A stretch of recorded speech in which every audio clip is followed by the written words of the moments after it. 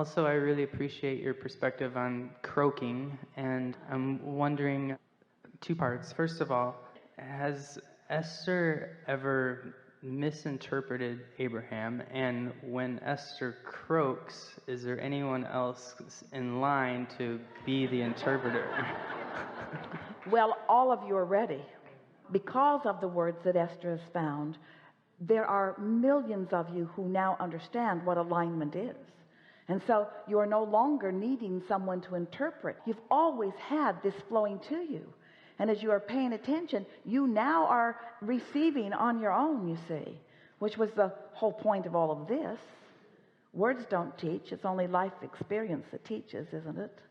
And so, what was the first part of your question? Has Esther ever misinterpreted? Her ability to translate with precision today is better than it was yesterday. And yesterday was better than the day before, and the day before, and the day before. In other words, because her alignment with us is more consistent. There was only one time ever that Jerry asked Esther to get Abraham that she was unable to bring in Abraham. And it was the day the neighbor's dog got into the chicken yard and killed some of her precious chickens. And Esther was so distraught, she could not find us. We were right there with the chickens.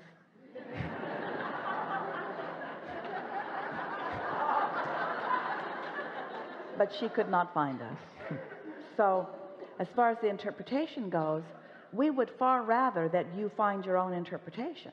Esther was not born to interpret for you.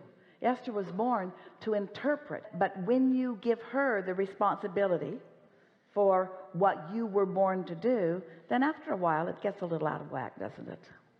You can become dependent on something that you need not be dependent upon. There is not one of you who is not an extension of source energy. And there's not one of you who source energy is not aware of. And there's not one of you who is asking that source isn't answering. But you are in varying degrees of receptive mode.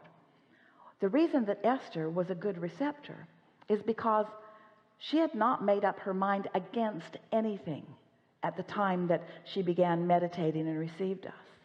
And she had a man next to her who was insatiable about the questions that he had.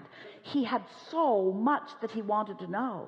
And so they were a very good coupling, because he had strong desire, and Esther was a bit like the beasts, sort of non-pushing against anything. And so that combination allowed a very wonderful unfolding for all of this.